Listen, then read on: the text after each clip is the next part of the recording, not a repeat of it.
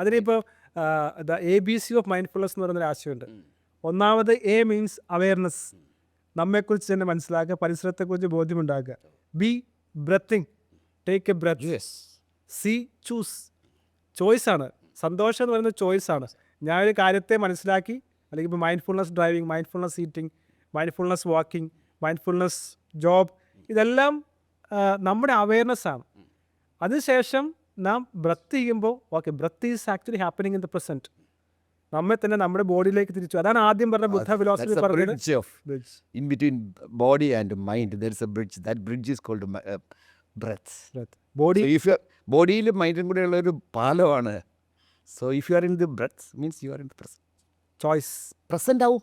ബ്രത്തിൽ ശ്രദ്ധിക്കുമ്പോൾ present ആയല്ലോ.